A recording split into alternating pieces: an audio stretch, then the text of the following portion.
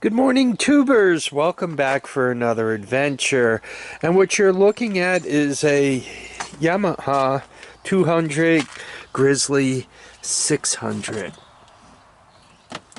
I've had this for a while, and I got quite a bit of money tied up in it. By the time it's done, I'm going to have $1,200–1,300 into it, which makes it the second most expensive all-terrain vehicle in my hoard. That's a lot of money for me. Normally for, $1,200–1,300, there's a few of these sitting around. I've been through the story of how I ended up with it. I was going to fix it for a friend, found problems I couldn't fix at his place. It came home with me. Then I was concerned about getting it loaded up and back to him. It weighed too much. So we went back and forth on a price. We agreed on one. I gave him the money. And now I have some money tied up in the repairs. So when I went to my friend's house to fix it, we were told, or he was told, that it was blowing fuses and had no spark. So my response to that is, oh, I'll just hook up my portable CDI box. We'll jump the starter, we'll get it running, and we'll go on from there. We'll find out what kind of shape it's in. Well, we had a big surprise. We found that the pulse generator was open circuit. So with that, that's kind of how I ended up taking it home to work on it here. Well, I finally replaced this. This is the dead one. And the way the system looks, it looks similar to this. This is from a Honda, right? You have the coils, you have the pulse generator. In their case, this is all one piece. Comes out as one piece. So I just replaced it as a one-piece unit, and you go happily along from there. This being open circuit, I guess, is not all that uncommon. I found quite a few comments on the internet about that, and normally when you find the China equivalent of this affair available on eBay, they don't mass produce those in China unless they have a tendency to fail in mass, and you're going to need all of those. So it makes sense that it went bad.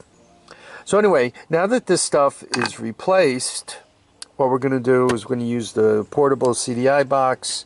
We're going to put a little gas in the carburetor. We're going to directly power the starter off the battery pack, and I'm hoping this thing fires itself right up.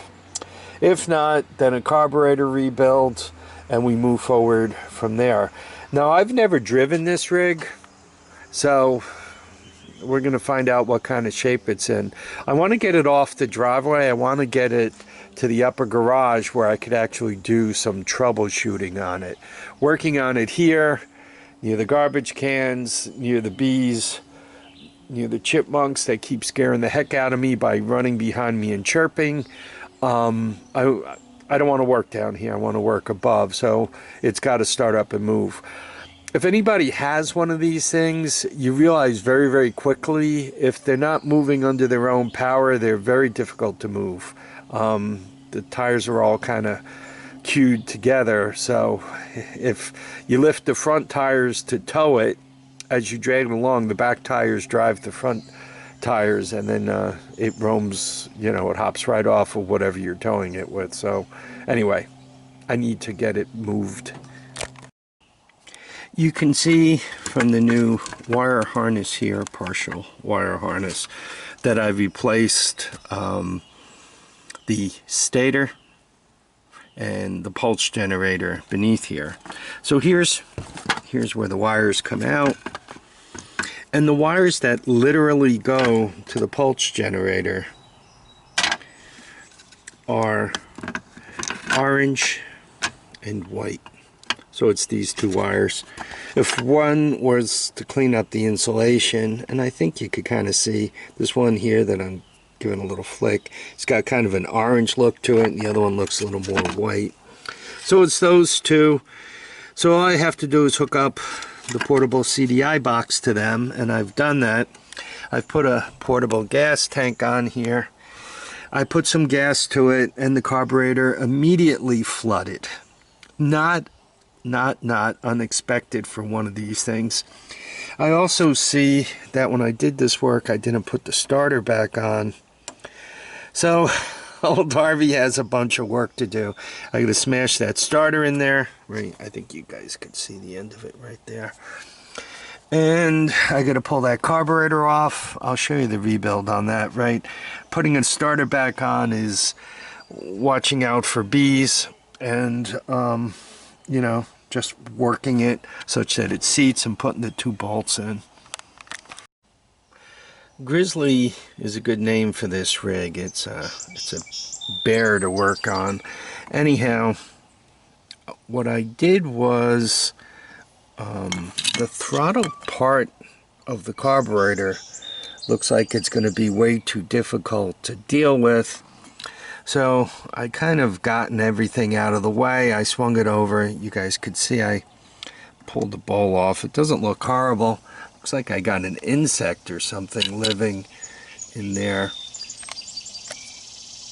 Right, so I gotta clean the carburetor up. This carburetor, it's Mikuni. It's got a fuel pump and a vacuum, so it's constant velocity. I gotta tell you, quite honestly, I really already dislike this carburetor. And I'm having an open debate with myself if I just want to hack this thing. 600 cc's though. It'll start and it'll probably run on a PZ30, but boy, am I going to be starving it. So I think I think I got to figure out how to make this carburetor go. One of the other things I'm going to check to see if they have a low-cost clone for this. But in the meantime, I'm just going to keep grinding away. One other quick thing, just in case anybody gets involved in one of these, and quite honestly, I think I might be in trouble here. I have a lot of money tied up. But should you get involved in one of these, they are expensive to get fixed. Look at all the junk you have to take off. And all this same junk would really have to come off to get to the carburetor, right? I took all this off so that I can take the side of the engine off and change the stator. But it really doesn't matter. You'd end up having to get most of this junk out of there just to get the air cleaner off and get to the carburetor, right? The shields, just to get your hot little hands in there. This is not the easiest all-terrain vehicle to work on. Most 4x4s are not easy to work on.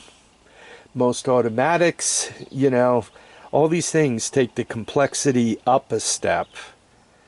And in the case of this one, this is no dreamboat to work on. Okay, let's talk quickly about cleaning this carburetor. Obviously, I took the bowl off. It's sitting right there, right? This next piece comes out and gently wiggle it out because, see, you got a gasket there to deal with. What's probably going to happen is you're probably going to drop the float shutdown valve center, the pin out, so to speak. So anyway, all of that's out. If you do look at this, you could see some material on there. So that's probably been dragging. I'll clean that up. I'm going to unscrew the jet there, clean it up. I'm going to tighten that guy until it bottoms out. Then I'm going to and count the number of turns it takes to bottom. And then I'm going to spin that out and blow air through it. And that jet also needs to be cleaned. I'm going to have to get a very fine screwdriver and go in there and take that apart. The bowl itself, you can see, oops, as I dump the material out, you can see some material is collected in there. It doesn't look like it's too bad. The bolts they were using to hold it on were mismatched, so somebody's been in here before. Anyhow, So I'm going to get all that straightened up, and hopefully this carburetor will live.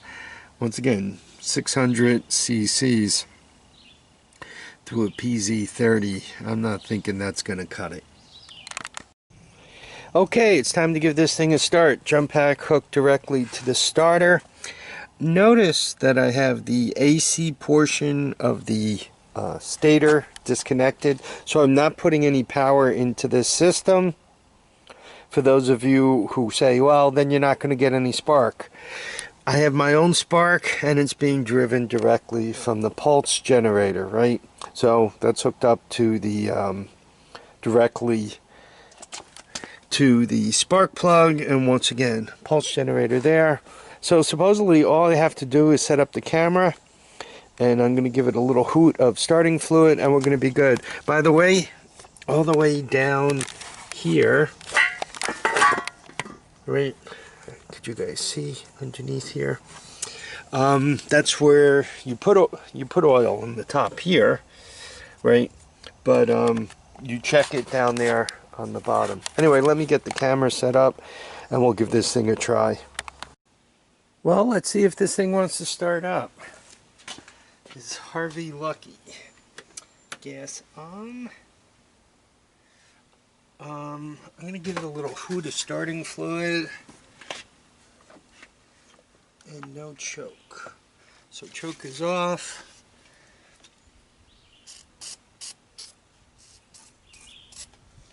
No hoot starter fluid on. Wish me luck.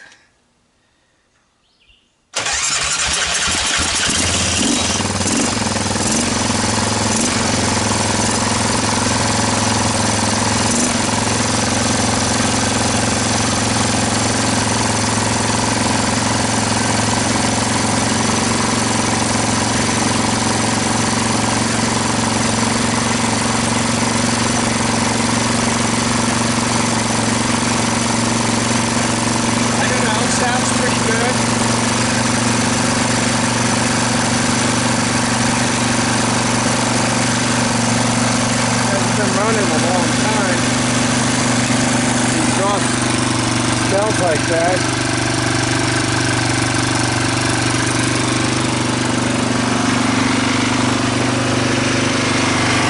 Nothing pouring out of the engine. That idle needs to come down.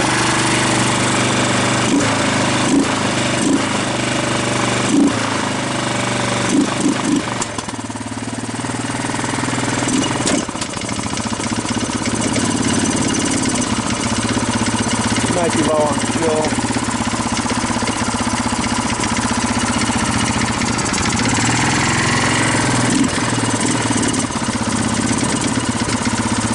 Probably low on fuel.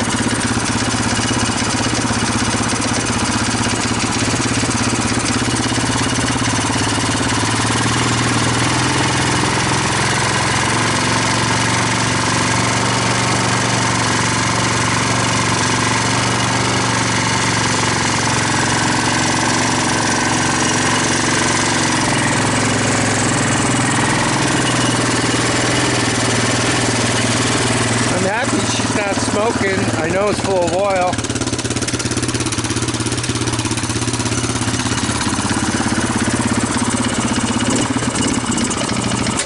Yeah, she's out of gas.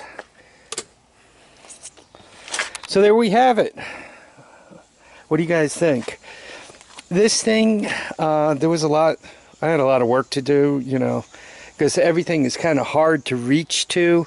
The four-wheel drives, you got to really work your way in and around things to do, like the starter or the carburetor. Everything is like twisted around and backwards, but it looks like I got it.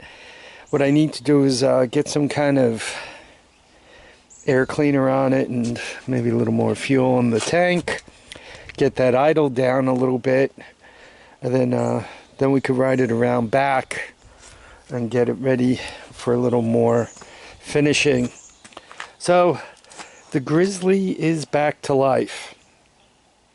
I have I probably have, by the time I'm done, I'm probably gonna have 13-14 2400 into this thing, which is, you know, considering the sweat equity I put into it, it's probably going to be about 20 hours. Well, 20 hours at $50 an hour is 1,000, plus the 1,400, that's 2,400. So you know, I guess I more or less know what I have, right? And I got sweat equity into it. If the odometer works, it's got about 2,100 miles on it. And once again, this is a year 2000. So, I don't know. I think you'd be pretty hard pressed to get 2,400. Well, maybe with the lower mileage. Once again, if the odometer works and it only has 2,100 miles, maybe it's worth somewhere around $2,000. So, let me know what you guys think. I want you all to keep your feet down, your heads up, and I want everybody to get out each and every day and have a whole load of fun. Bye now.